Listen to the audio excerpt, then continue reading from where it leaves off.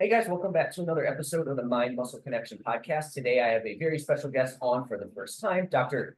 Eduardo De Souza. He is, if you're not familiar with him, he is an associate professor at the University of Tampa. His work specifically explores the effects of various training load progressions on neuromuscular performance, hypertrophy, and body composition adaptations. Perfect guest for this podcast. I love bringing on people that are involved in the research, and I know you are very well involved in it. Real quick, too, before I hand it over, I just want to let the audience know my microphone's not working, so the sound may not be great on this episode, but it doesn't change that Dr. De Souza is going to have some awesome knowledge that he's going to drop today. Thank you for coming on. Looking forward to chatting with you today. Hey, thanks for having me. It's a pleasure to be here. Yeah, I know we've been trying to get you on for a little bit here, and yeah, really looking forward to it. My fault. No, my fault too. You have a ton of knowledge around this topic, especially hypertrophy, body composition. Real quick though, before we dive into it, do you mind just maybe sharing how you got into fitness and where you're at today? Yeah, sure. Yeah, I'm originally from Brazil, and I was never into resistance training until I think I was 18.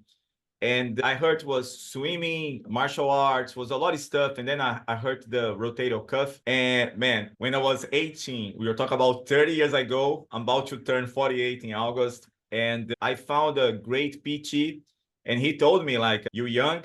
If you want to keep in all the activities, it's time to lift some weights and make the muscle stronger. That's going to help you with other activities. So that's how I got into resistance training. And again, it has been my passion, my subject of study and work. So then I think that was 18. So I took a break. I was fortunate enough. My dad, like, yeah, if you want some time to think what you want to do, I give you 1 year. So then I was wondering about college. Brazil is a little different. You pick right in the first semester, you pick your course. And exercise science in Brazil is under the PE, the physical education umbrella. So then I started, and I was very lost about, man, what to do with this major, whatever. So I think was the second semester, I came across a professor. He just went back to Brazil from his postdoc, and he was doing study with swimming, lactate threshold, those kind of things. And I really got into research, was right in the second semester. And man, I want to make that a living from research. I really like it. So then finished the undergrad. So did like a professional master, and met a professor in that professional master. Valmor Tricoli is a big researcher in our field. So then he invited me to go to his lab, and he's so funny, like he's a very funny guy. He told me like, hey, you can go there. If you survive, you can stay. So then I went to the lab, and there was a line for taking like an upcoming grad student. So then Carlos Ugrinovich was my mentor for big name researcher as well.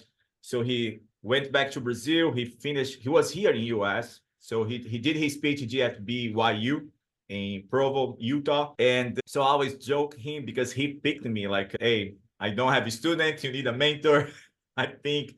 So then we started the master. I did a lot of wet lab stuff. Was a very applied, was about concurrent training, combining cardio, resistance training.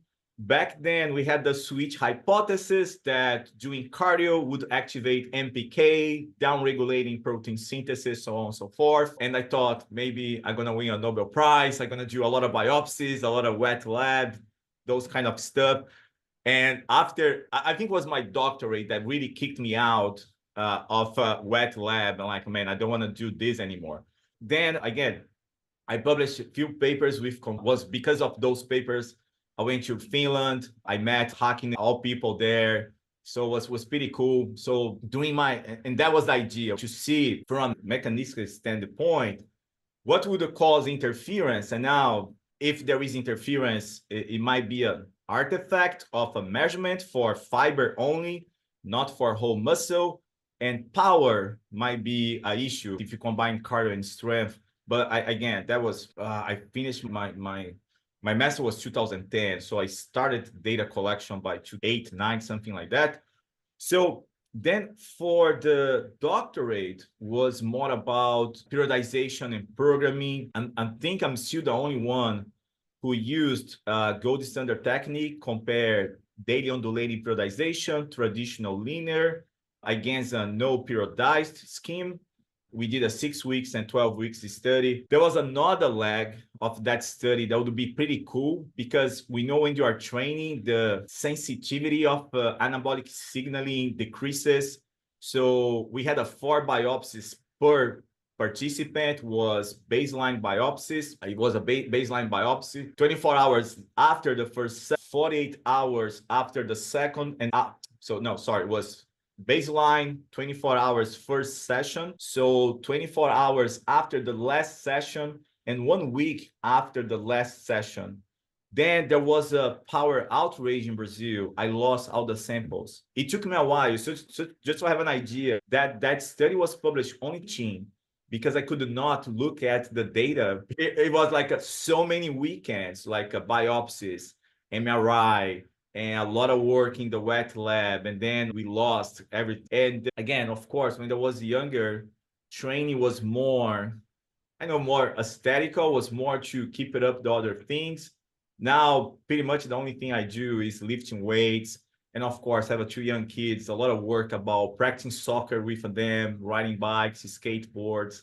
But yeah, I came US 2014, right after my PhD. I came to do my postdoc, and here I am 10 years later. So yeah, has been an interesting ride so far. Yeah, absolutely. All over the world, Finland, Brazil, United States. That's awesome. Who would have thought that doing some research like that would bring you all over the world? Awesome, cool. Yeah, I didn't realize you were into some concurrent training. Are you still up to date on that literature? Do you still try to stay pretty informed on it, or is that? Yeah, because something we do is the peer reviewing the last 2 meta-analyses in this topic. And I can say that because I signed my reviews. So we had Tommy Lundeberg and Moritz Schumann.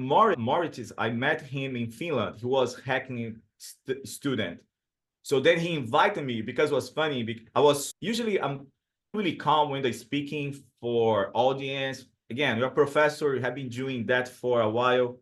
I was so nervous for that presentation. All the guys I read my whole life, they're right in the front of me. And I was like, oh man, I finished. I didn't recall what I said. And then I called my wife like, oh, it went so bad. I think I embarrassed myself. So then Moritz sent an email like right after, hey, we really like your presentation. We wanna put a book about concurrent training together with all the researchers who were here. So then I wrote 1 book chapter. But as I was saying, I'm always reviewing papers in that field. So the last 2 meta-analyses, they are from 2 years ago. So I reviewed both and I signed the review. So again, I'm really up to date with concurrent. It's one of my favorite topics. Oh yeah, I wasn't aware of that. I'd love to maybe touch on that. What was the chapter you had to write in the book? Oh man, was molecular adaptations to concurrent training. It was about signaling pathways, those kind of things. And it was pretty cool because then we are saying we use the model for the switch hypothesis, but you're showing the data does not support that hypothesis anymore. And maybe concurrent training might add a benefit when it comes to muscular undergoing 2 exercise modalities and MPK activation. So that was the chapter I wrote. It was pretty cool. Yeah, that sounds really cool. And I know from my understanding, and you can correct me if I'm wrong here, I think kind of the research around this topic was initially we were like, oh crap, cardio is going to definitely impact muscle growth and stuff like that. But from my understanding, over time, it's, again, like the context of everything, right? It's a dosage of it and everything like that. And like you said, now it's to the point where maybe it could even benefit some of those adaptations as well. Is that correct there? Is there anything? Yeah, it is. Like in untrained people, newbies, we can say that combination even enhances hypertrophic adaptations. The study from Tommy Lundenberg was quite short study. And I think there are some caveats for like it was those 2 meta-analyses. They were very interesting that, and was something that I found, and the meta-analysis both confirmed, was that when I look at MRI whole muscle, there was no interference. So again, we can't extrapolate generalized data beyond study duration. So I think if you want to optimize fat loss, adaptations for 8, 12 weeks training block, you can combine both. But within that time period, like 8, 12 weeks, what we know that when you look at whole muscle cross-sectional area, there is no interference. And that was what I found. The first study, when you look at the whole muscle, no interference at all. Very like a strength training only, concurrent, very similar hypertrophy. They had a more hypertrophy than cardio only and the control group, which totally makes sense. Then when they look at fiber cross-sectional area, so when we took a muscle sample, we have a 200, if I have a very good sample, muscle sample, we have a 200 fibers, 300. So when you look at fiber cross-sectional area, we did all the histochemistry analysis to outline. I always joke students, I had nightmares because I had to outline individual fibers. We had about 12,000 fibers. And when you look at fiber cross-sectional area, we found interference. And again, the meta-analysis confirmed that. So there is an interference for fiber level, but it does not reflect to the whole muscle mass accretion. Because when you look at the whole, there is no interference. And again, that brings the question to me, is interference when it comes to muscle growth an artifact of a measurement only takes place when you look at fiber? And then I go back to Mike Roberts' data that the changes in fiber, changes in cross-sectional area do not reflect change in the whole muscle. So again, maybe that interference is not representative of the whole muscle mass accretion or the whole muscle growth. I think is a good take to say. You may even, if you're a newbie, you may experience even more gains with that combination. If you are combining both because you want to optimize fat loss as well, because you know that combination helps with burning more calories, so on and so forth. Don't bother about doing concurrent between 8 and 12. One more caveat that's really important to say that to date, the studies that used HIIT, high intensity interval training, those studies have not shown interference on muscle growth at all. So again, don't think for 8-12 weeks interference is something you should be worried about it. But if you are a little bit worried about it, like you said, it seems the volume of cardio and high intensity training is low volume. Like I said, maybe tomorrow one study comes out, but today there is no concurrent training study that used HIIT that found interference. So again, I would not bother about interference for 8-12 weeks period training block, especially if you're doing HIIT.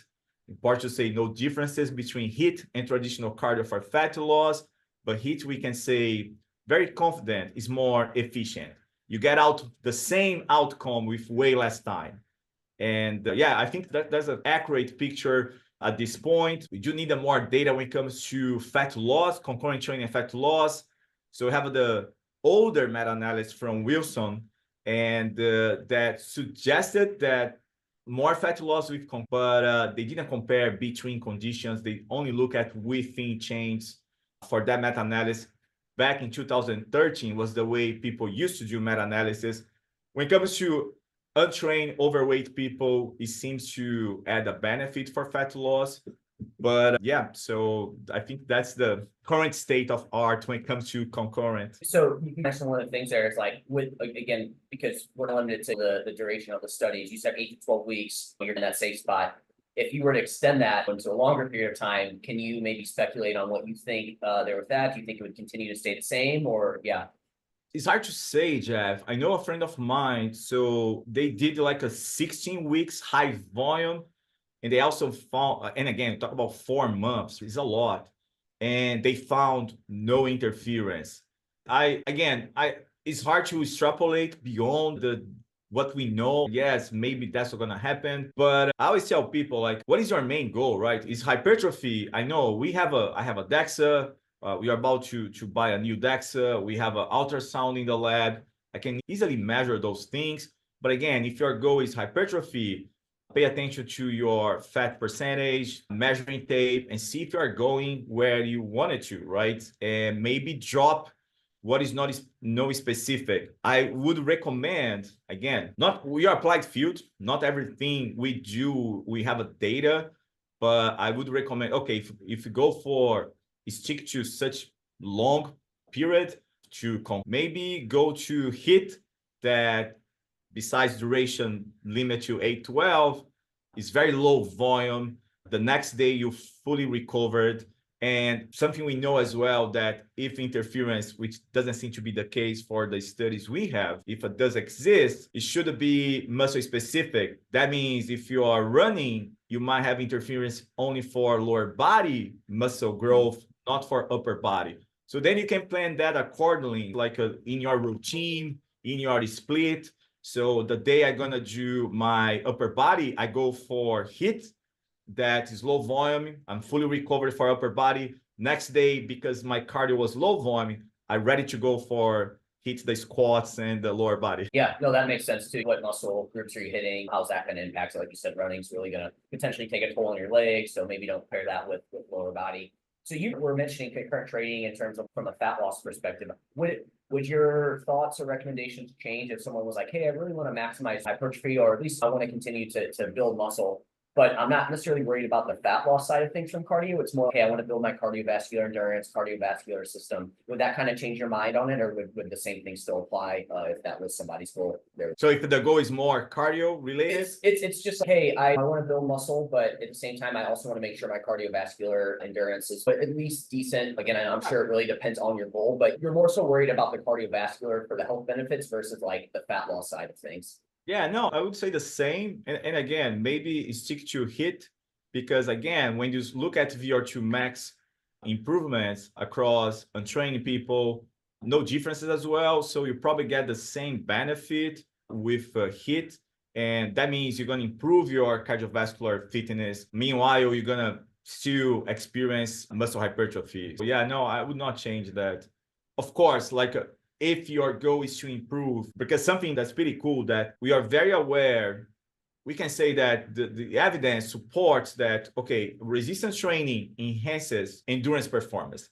But then the type of resistance training is really like a power related, more plyo, low volume.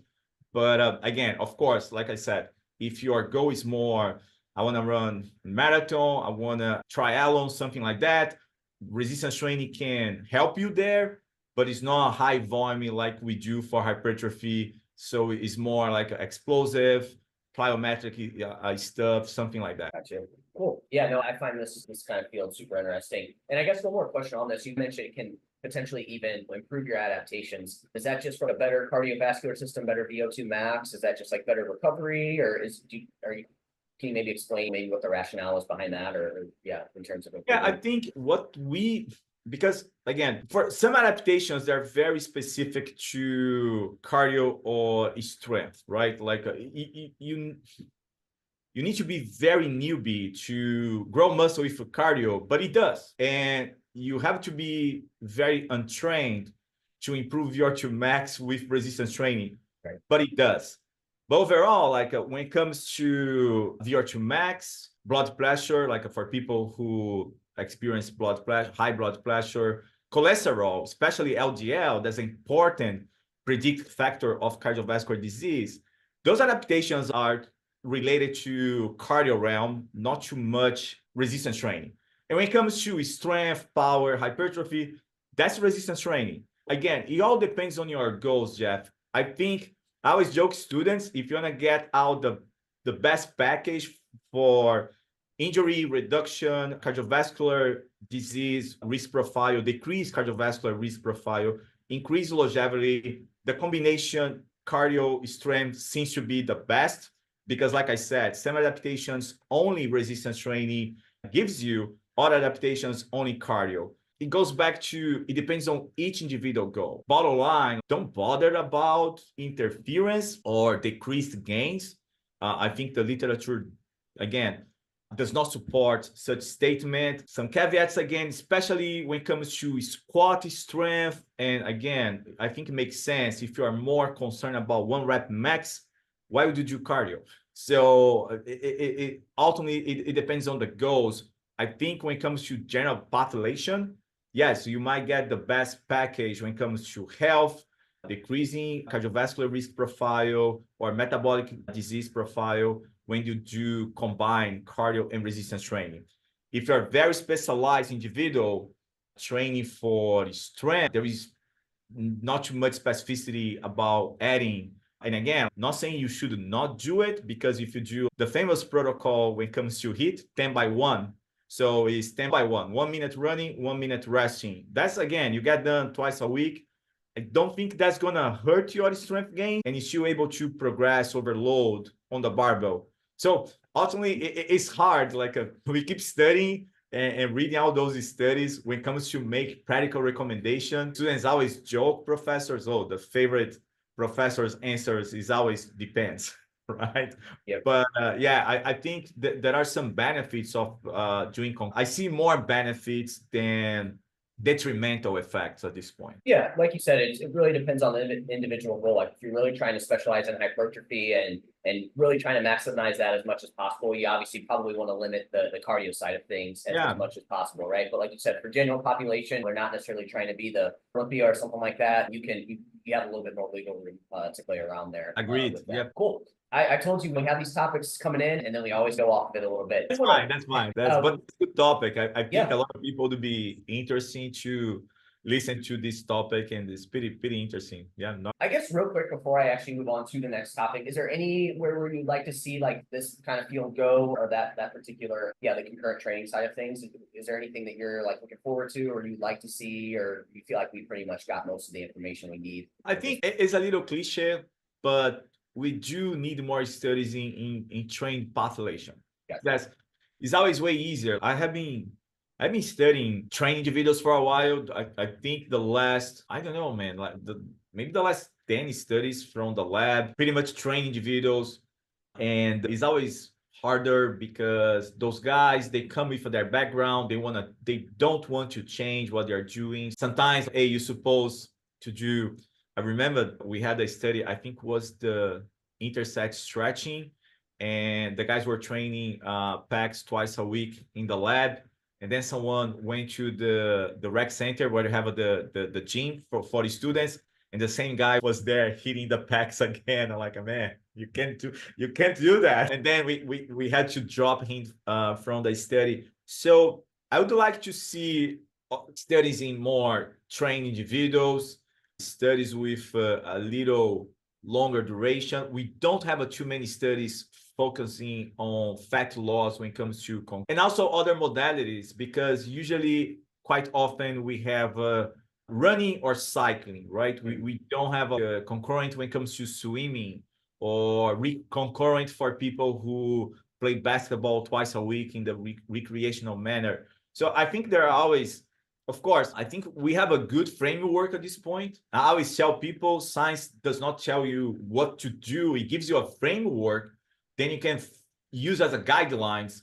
But those are the areas in concurrent training research I would like to see involve and more data. Yeah, I know the trained population makes sense, but like you said, it's somebody that's got a lot of muscle. It's hard to tell them, hey, can you maybe do a little bit more cardio and focus on that? Like you said, that would be a hard find for some people. So they're gonna, hey man, that cardio gonna hurt my game. Don't want to do that. Yeah, so it's difficult, like to convince trained individuals.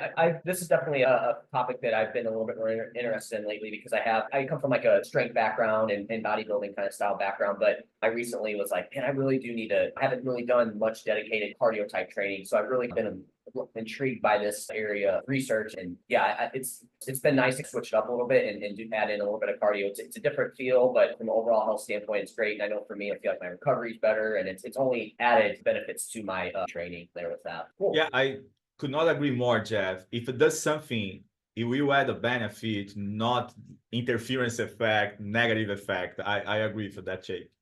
And I used to be that guy that like, I love playing hockey, and I used to not play hockey for a while because I was like, oh man, it's going to ruin my muscle building. And I'm just like, man, that was so stupid to think that way. No, yeah, but so many people, I think, and that is something I always tell people, we as scientists or researchers, we gotta, I'm a good example. I'm not good communicator. Like we gotta communicate better the findings, help more, but that's, it might be still a common sense, right? Like, hey, if I add it, but cardio, that hurts my gains. I'm not gonna build muscle, but we gotta do our job better as communicating science. There's so many great people doing science communication, but we professors got to do better as well. Yep, always growing. And hey, research is stuff. Anybody I bring on that's a researcher, I always tell them it's a ton of hard work and appreciate what you guys do. And then you also have to communicate it to people as well too, which can be a challenge. Appreciate all the hard work you there with that. I wanted to bring you on too, because I know I've brought on a lot of people and we've talked about long muscle like training, like the partials, stuff like that. And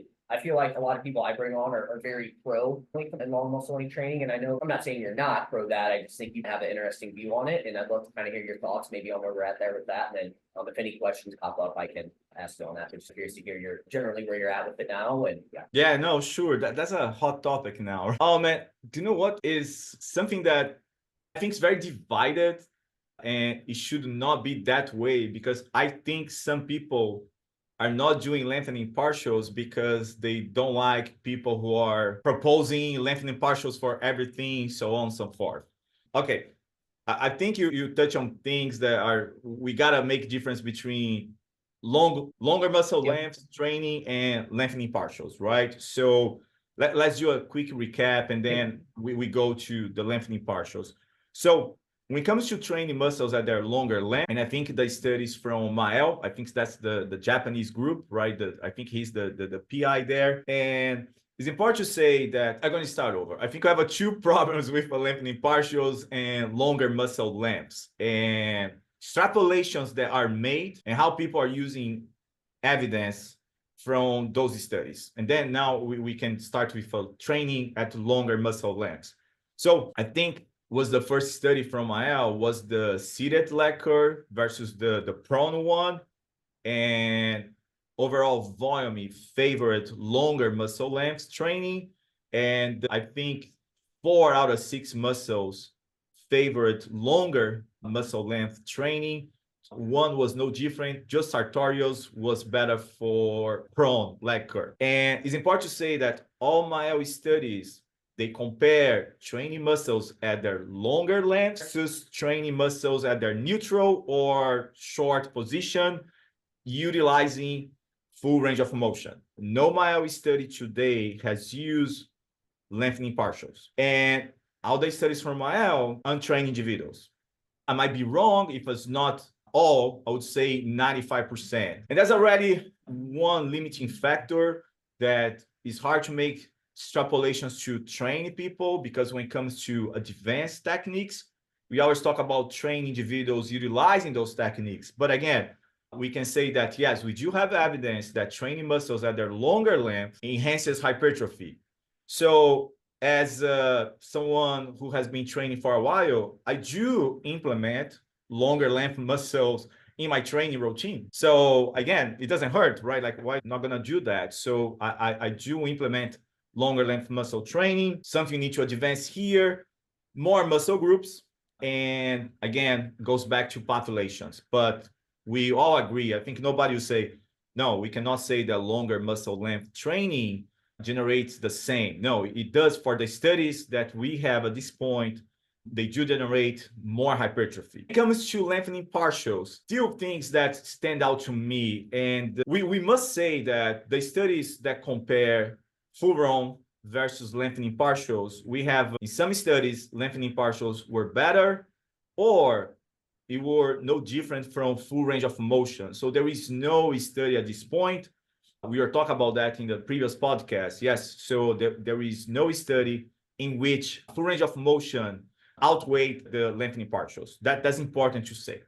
And that we need to also talk about the quality of studies. And the quality of studies is something we all need.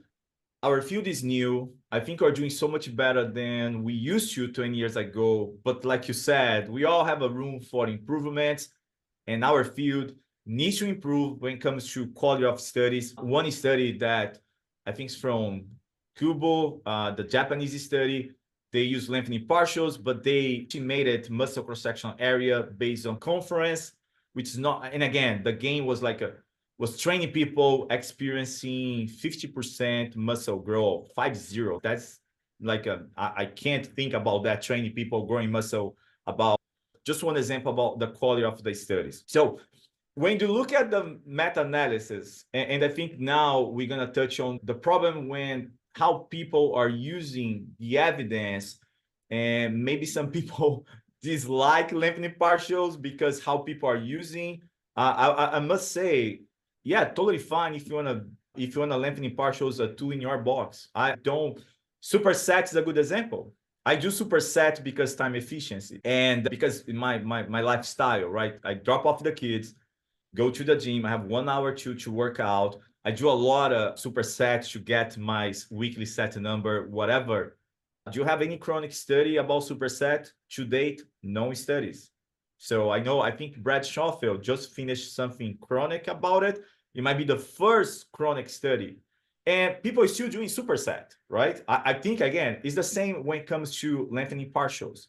So the meta-analysis by Wolf and colleagues, and I know so many people there, like had interactions with a pack. I published with Schofield. I have some interactions with the James Steele as well, very few. But besides Wolf, none of those are saying that lengthening partials are better than full range of motion. And I think that's the right take at this point, because when you look at the analysis they did comparing lengthening partials and full range of motion, the right interpretation at this point is no differences for those studies included and the muscles the studies investigated. This is it. So at this point, I think the right thing to say is, based on the body of literature, we cannot conclude that lengthening partials are superior than full ROM and vice versa. So I think that's the right take. After the we have two more studies, two studies from Brazil. Italo Cassiano, he's with Jeremy Lenick now. He's there. I'm gonna meet him at ACSM in Boston. Yeah, so excited. So it was another study that people were using to say, hey, lengthening partials generates the double of muscle hypertrophy. And because if you do the percentage analysis, like a lengthening partials was 14%, the full range of motion was 7%. But when you look, the actual difference was 0.12 centimeters. That's like as thin as my nail. Right. Again, is that maybe that's still within the measurement error. So I think, again, that conclusion is a little like not a leap, a little stretch, not pun intended.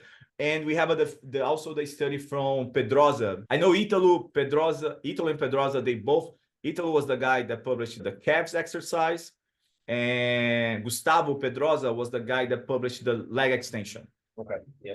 And they're writing something. I know they're writing review, raising some interesting questions. We talk about it. But then when you go to Pedrosa's study, it goes back to how people are using the evidence. Because everybody's saying that, Pedrosa's studies also supports that lengthening partials were superior than full range of motion, right? You probably heard that. But something nobody's saying that they had a varied group, and the varied group was, think about, they alternate on daily basis. I don't recall if they train twice or 3 times a week, but let's put it that way, that more simple. The varied group, they did half of the training because one day was lengthening biased exercise, right? And the other day was the shortened biased. Mm-hmm. So the very group, half of the training was lengthening partials. Other half was short biased exercise or range of motion. And was exactly the same between lengthening partials and the varied group for hypertrophy, for the strength. So think about that. So they both were better than full range of motion. We gotta say that. But the very group trained half of their sessions short biased. So is that there is something about the short bias that we cannot dismiss at this point, or lengthening partials are so good that during the half, you are able to catch it up with another group? I think that, like I said, at this point, we don't have strong evidence to say lengthening partials are better than full range of motion. We need to account for, again, populations, studies design, muscle groups used, because a lot of people now, like, you do lengthening partials for delts, do lengthening partials for pecs. I'm not aware of studies there, or for lats. Right now, it's lengthening partials for everything. Like we can't generalize the findings beyond muscle group, duration, population. That's my take. I'm not undermining lengthening partials at all. I think, again, it's worth a try. Based on the body of literature, it's worth a try. Do you have a data? Are we confident to say that lengthening partials create more hypertrophy? I'm not. I don't think the data supports that at this point.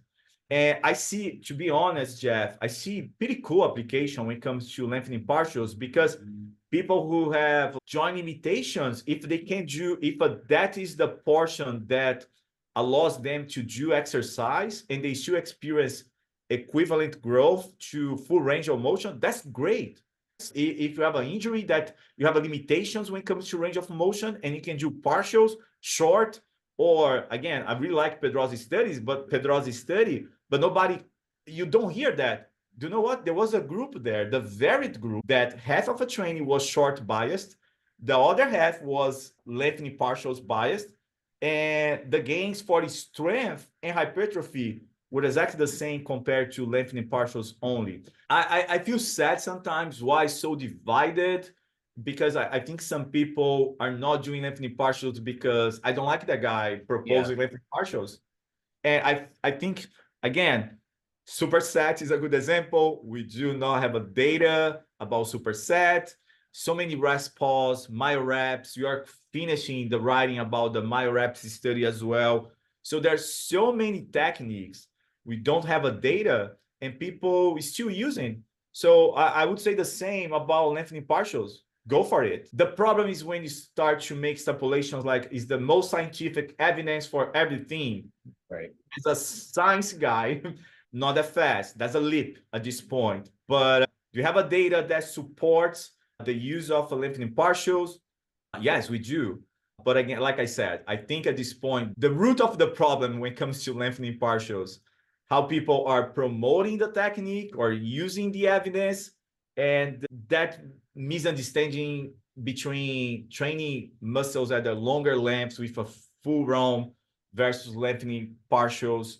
I think that's it's very interesting because first time, I need to be honest, first time I read the meta-analysis, I was a little reactive. Then I went to read all the papers individually. And okay, so then the other two papers came out, like and Pedrosa. And man, I think it's worth it. But again, I think that's how I see it. I don't know. What your take on my? No, I think your takes are awesome. And again, you're really entrenched in the research. And so it just sounds like for you, it's just like, hey, we need to be careful with promoting it as this end all be all, like you have to do this. It's more like, hey, it's worth a shot, try it. But again, we need to temper our expectations and get a little bit more research on this. And again, you mentioned some specifics in terms of research there with that. So again, you're just, I would say, hedging your bets on it, where it's, hey, just be careful to how you promote it, essentially. I also like they did clarify the training at long muscle lengths versus lengthened partials, because those are different, right? Because in a full range of motion, you are going to be training at long muscle length. There's that, but lengthened partial is just specifically, you're just training in that lengthened position. So I think that's super helpful there. A few follow-ups. So do you think this is something, and you hit on like untrained population, do you think this is something that could be like a short-term type thing, and it like over extended periods of time, it may lengthen partial specifically may not work as well? Or is that again something that we need to get a little bit more research on? Man, that's a good question. For example, when it comes to studying training people, so another cool take or thing we should account, because what about someone who has been doing lengthening partials for such long period of time? Muscle is muscle. There will be a diminishing returns, that there will be a moment you not experience the gains you used to when you just started, because when you just started, what about the novelty of the stimulus, right? Yep. So I think that might happen. If you're always doing the same exercise, there will be a moment that you're not getting out so much as you used to, but muscle is muscle. You respond to training. I think that there is an important novelty component. For example, if you put a training people, we're going to randomize between groups. What about people who just do neutral short bias exercise, people who do more lengthening bias exercises?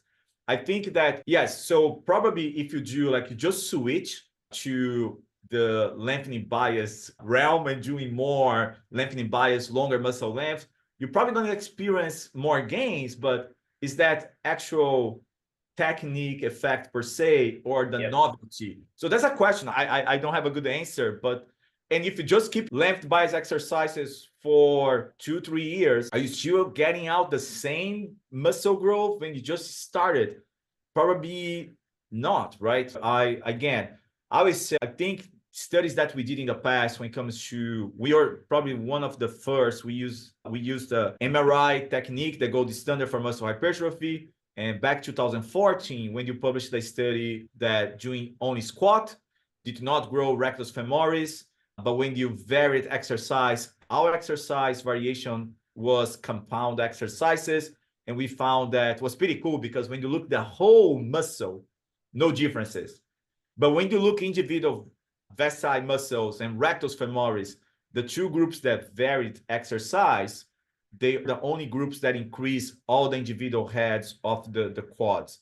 The Smith machine only did not increase rectus femoris. So again, I think utilizing maybe a smart approach, it would be utilizing a good exercise selection that hits all the muscle lengths throughout the different exercises. And once in a while, you replace exercises, but you keep that in mind, trying to stimulate the muscle across all the muscle length for different muscle groups. But if you keep doing the same for 2-3 years, probably there will be diminishing returns. You not experience the same gains as you just started that new technique.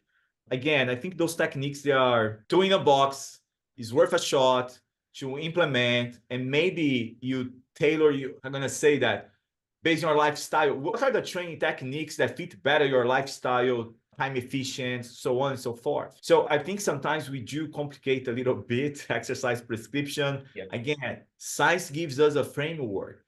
So don't get stick to just such detail. Like a muscle is such adaptable tissue that, again, like in some scenarios, if stretching, cardio will grow muscle. So yeah, so that's my thought about this. Yeah, cool. Like you said, don't be somebody that doesn't do it because you don't like someone and what they're preaching. Give it a shot. And one thing too that actually hit me on this as we were chatting about it, you mentioned it too, where with some of these lengthened partials, could it partly be that, like you said there, where someone's just been, when they train, they maybe are short biased with everything. So then they include these lengthened partials and now they're actually specifically focused on including that. And that could be something they've just been missing out with their full range of motion training. Yeah, no, that's a question. I'm not saying I'm right about that, but it is a hypothesis that yes, we need to account for it. Is the what if, right? And it's the same. I was in the previous podcast and you were talking about that. It seems that, so something we need to do better when it comes to the studies is reporting. And for example, Pedrosa, they use, I think was 70% of 1 rep max they tested the 1 rep max per range of motion used. So they have 1 rep max for lengthening partials. They have a 1 rep max for short range of motion and full range of motion. But for some exercises, for example, calves, it depends on exercise. But calves, when you do lengthening partials, you might be able to lift more weight because it eliminates that. So that's another thing, like do lengthening partials work for exercises that you remove the stick point, and that allows you to train heavier, more tension, and the muscle will sense more tension? Is worth investigation as well. But that's another thing. That because I think that, for example, if you do lengthening partials for the squat, you're gonna drop the weight because you stay at the bottom, right? Come on, you're riding the stick point. You gotta drop the weight. But some exercises, when you do lengthening partials, you are able to put on more weight. So that's another. Again, I love what you said. It's not because someone is preaching the technique should avoid whatever. I think, again, put that tool in your box. And depending on your lifestyle, your client preference, right? That's another important thing when it comes to evidence-based practice. Client preference, patient's preference. So have that tool in your box. Don't eliminate because someone is preaching A or B, whatever. But yeah, like we are talking about lengthening partials maybe for 10, 15 minutes. And there's so much unknown and so many questions that I know a lot of people are working on that. We need different labs check on this. I know a lot of people are doing work. So I decide to step out here. Like, no, because again, I have so much going on at this point. If I put in the line, I might be able to do something 2-3 years from now. And I think in that period, we're going to have a pretty cool studies to look at. and maybe come back here. You know what? Do you remember the last time we were talking about? Now we changed it, or it still hold? We don't know. Yeah, yeah. Like you said, just give it some time too. It's still pretty early, and it's just be careful with like kind of jumping to conclusions with everything. Cool. One last kind of topic I want to talk with you about, if you don't mind, maybe hitting on this. You were actually a part of a study that also made its rounds, I feel like, across social media. Volume, another thing, right? You were part of that 52 set study that was making around. Maybe if you could just talk about what you guys found, and then maybe then kind of transition into the misapplication of it and like why maybe it made like such rounds and everything like that. Okay, I'm going to start from the last part. The misapplication is that we never set people to do 52 weekly sets, okay? So again, science gives you the framework. That was part of the study design. So basically what we did, we had 3 groups. One group with a fixed weekly volume number, 22 weekly sets for targeting the quads. And then we had 2 other groups, because back then, that was the first study cycling volume, because pretty much what we do, we are comparing those response between volume and muscular adaptations, but we assign the people to different groups at the beginning, and they're going to train the same way for 8, 12 weeks, whatever. So what we did in that study was a little different. We wanted to cycling volume throughout. So we tried to mitigate any potential confounding effect from the previous training volume. Those people, they came into the lab with a volume background, right? A volume assignment they used to do. So we had a period, then we assigned those people to fixed 22 weekly sets. And then the other 2 groups, increasing every other 2 weeks, they increased 4 or 6 sets. So they ended up with a 42 and 52 weekly sets for the last 2 weeks, but on average was 37, 36 sets for the 52 group and 32 for the 42 weekly sets. So again, the idea was, we had 2 ideas. We know we can do progress overload, increasing load, or reps now. We do have a data about that. So about that, was the same idea about volume. Let's see progressing volume, cycling volume, okay? Holding all the rest constant, not changing. That's a downside sometimes of the studies we do, to pinpoint what is causing what. We change one variable and we try to maintain all the rest. From a practical standpoint, sometimes we don't do that way. So the question was, does cycling, progressing volume enhance hypertrophic adaptation, or let's say muscular, because we have strength and hypertrophy? And we were also interested about the inverted U stuff, that there'll be a optimal volume, and beyond that optimal volume, there would be like a negative effect, the downside of the curve.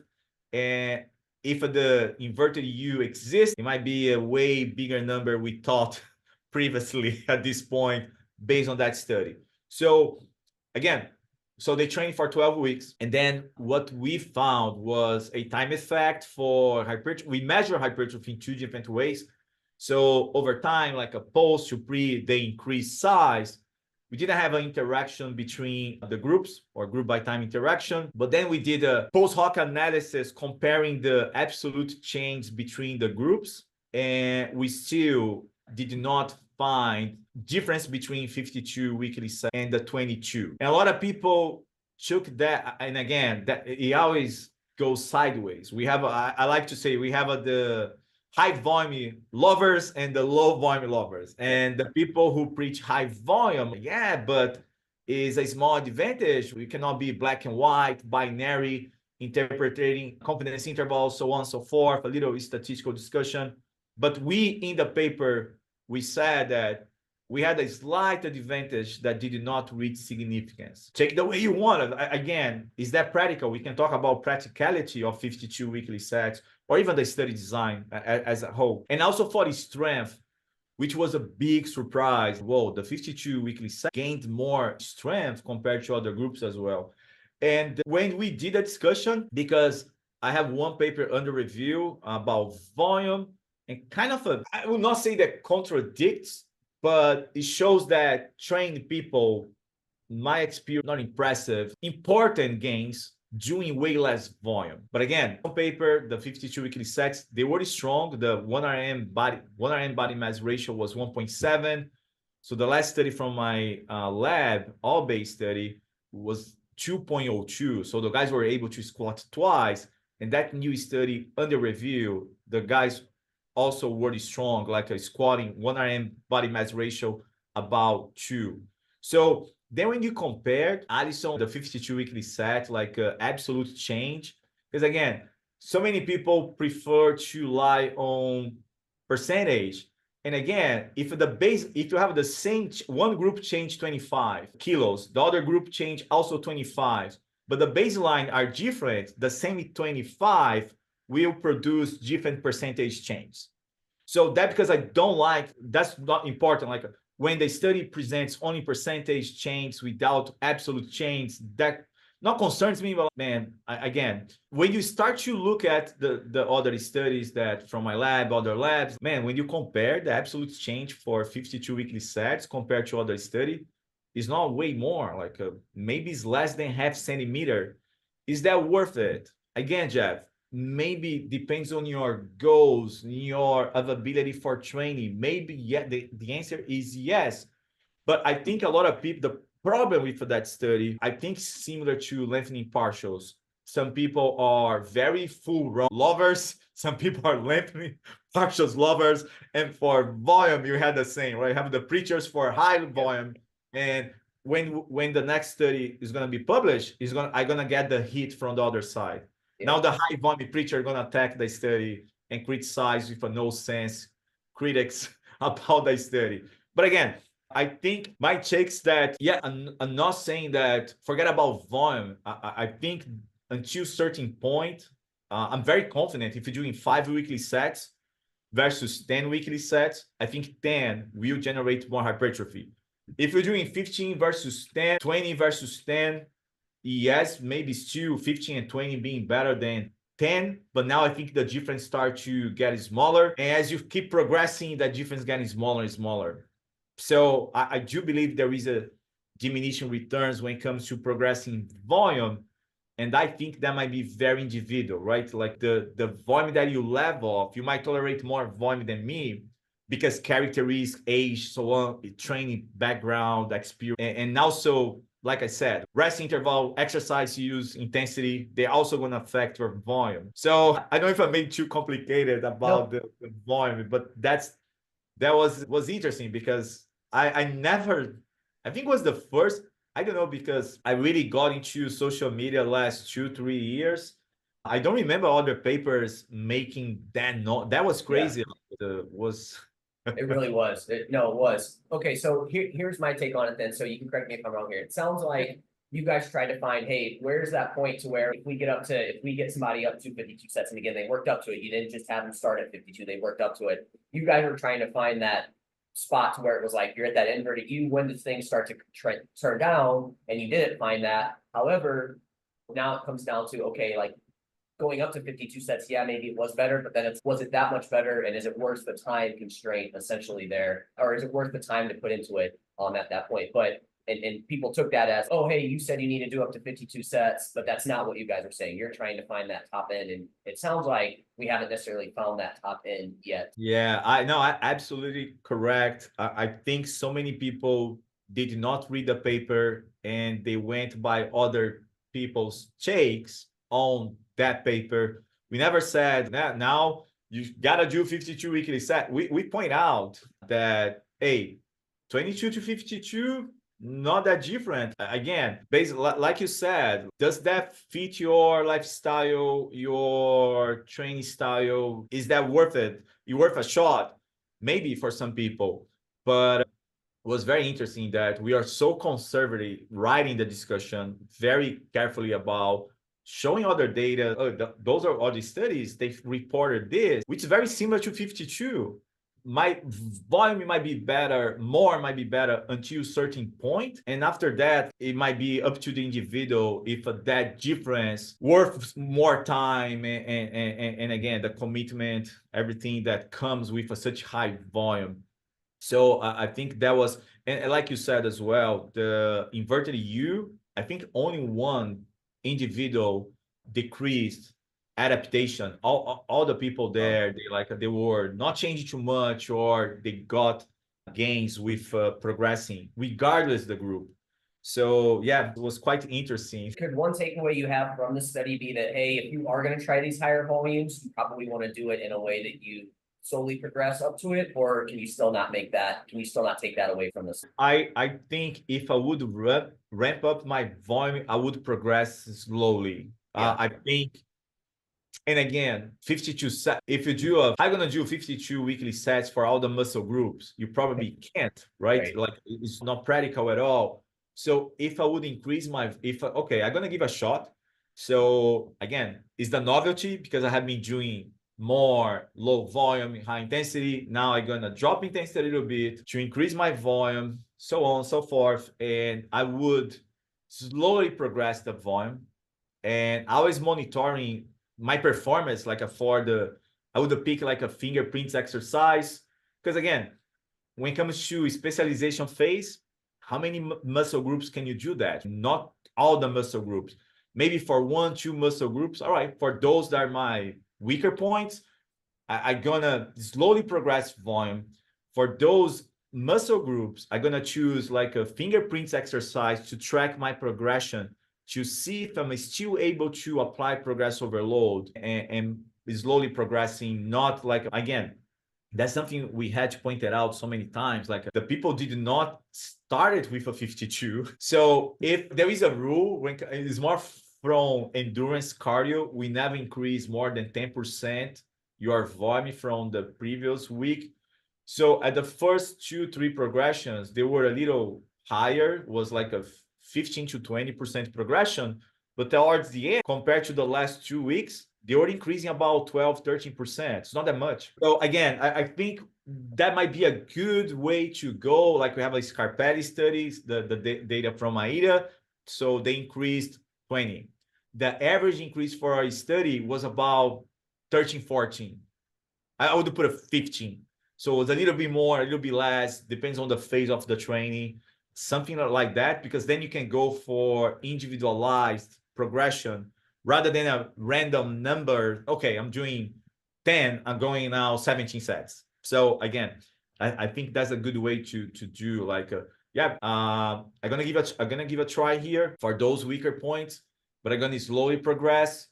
Consider Maida, Scarpetti study, and Enes, our infamous 52 weekly sets. I'm gonna progress my individual, I'm gonna individualize progression, increasing maybe 15% every 2 weeks or 3 weeks. We did a 2, we can do every 3, and yeah. So I would do that. I would not bump the volume to 20 to 50. That sounds awful. I was going to say one other thing about it. Oh, I think also, and you mentioned this throughout, but I think it's just important to clarify too. You guys, these subjects, they were strictly just doing quads, right? Like they weren't doing any other training as well too. So I'm assuming that obviously if you had them doing maybe a baseline for other exercises, or they were doing other muscle groups, that's obviously, that could be something that potentially would impact how high you can get with that as well too. Yeah, for sure. And that's a great question, Jeff. I would love to say study with different volume, but for full body. Yeah. Or like now talk about the total weekly volume for all the muscle groups. So definitely that's a very important to say. Yes, it was just quads. We did some exercise for posterior change, like just hamstrings, just injury prevention, muscle balance, but that was equated between the groups. But I bet someone was doing something outside the lab. Yeah, how can you like that one guy that you mentioned earlier, you just saw him, you happened to see him at the gym. Yeah, man, that was again, they were free to do upper body, but we did not control. And that's usually what we do, Jeff, because if a people come here, like the intersect stretching, that happened because people think that, oh, I gotta do more for upper body. But when you're training legs twice a week, and we push them hard, I always tell that we do have what you call the lab effect, because I hear from participants all the time, I never train that hard. Because usually we have a good trainers in the lab. So people who do research, they love lifting, they are very good coaches, trainers, and we have someone pushing you for every set. So we don't do like that when you're training by yourself. Again, when you have a lower body study, it's easier to control or to assume that, hey, the only thing they did was twice a week legs in the lab. Because again, how many people do twice a week? I do, right? Like a twice, you probably do twice a week legs, but overall people don't train legs twice a week.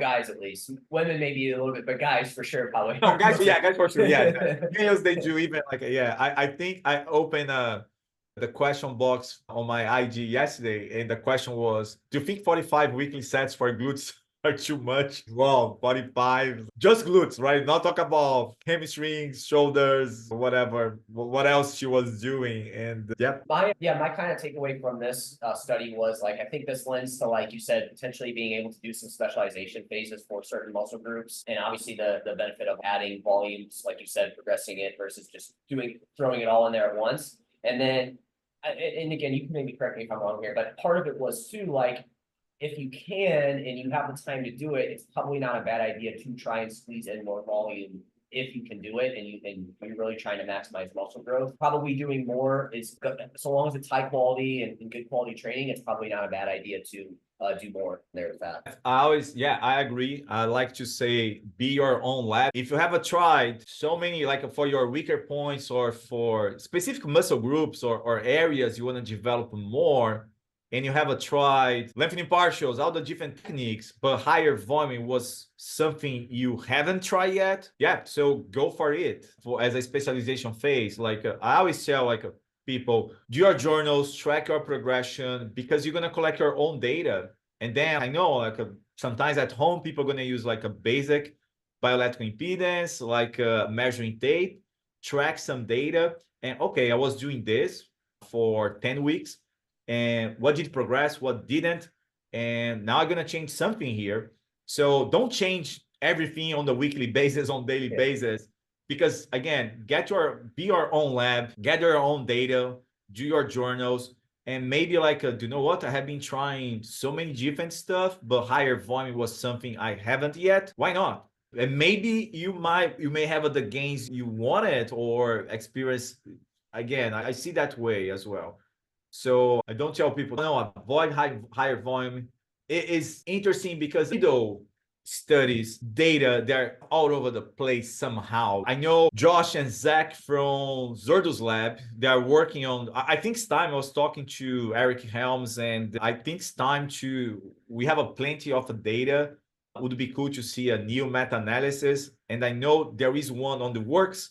So we're gonna see a meta-analysis soon about volume hypertrophy, because now I have the last 3-4 years we had a lot of studies, and I'm still contributing to that field. We have you're in the writing phase. It's open here on my other screen, is the female version of the 52 weekly sets. So we did a female study. Alison did as well with the group in Brazil. I was helping design conception, those kind of things. Now we have a nice collaboration effort here. Really looking forward to put this out.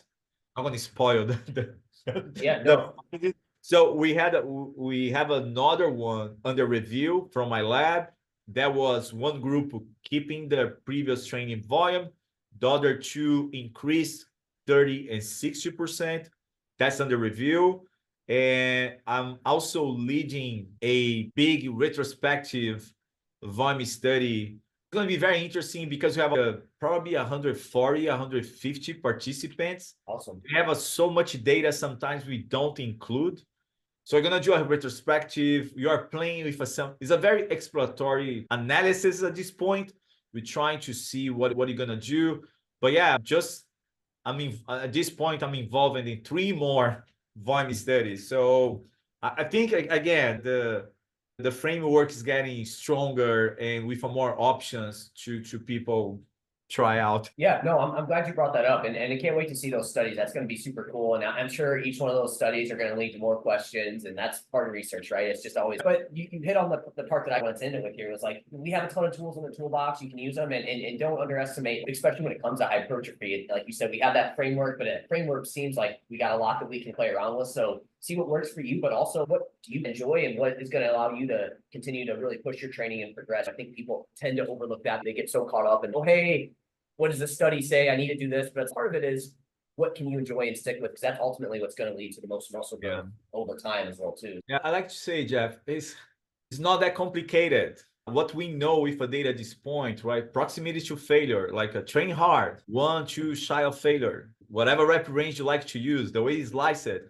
I think a very basic recommend, like we talked about it, that people overcomplicate it. Hey, progress overload, training hard, like a proximity to failure, good exercise selection, trying to hit the muscles at different lengths, and some decent volume. That, again, that you got most of your gains if you are following those basics, but people don't like the basics. Gotta know the exact, yeah, I know, it's gotta dive deeper into it. Yep. But hey, it's also fun to, you obviously enjoy this. I love learning more about it. It's also cool to dive into the nitty gritty and learn a little bit more and see what can work and maybe what's a little bit better as well too. Again, appreciate all your hard work and all the work you do and can't wait to see more of it. Before I let you go though, is there anywhere where you want to leave the audience to find out more about you or anything like that? Oh man, no, thank you for having me. I really had fun. I always enjoy those conversations, talking about what we do. Like, I'm too biased to talk about my work. I love it. And it's always, it never, I keep telling students, it never feels like a work.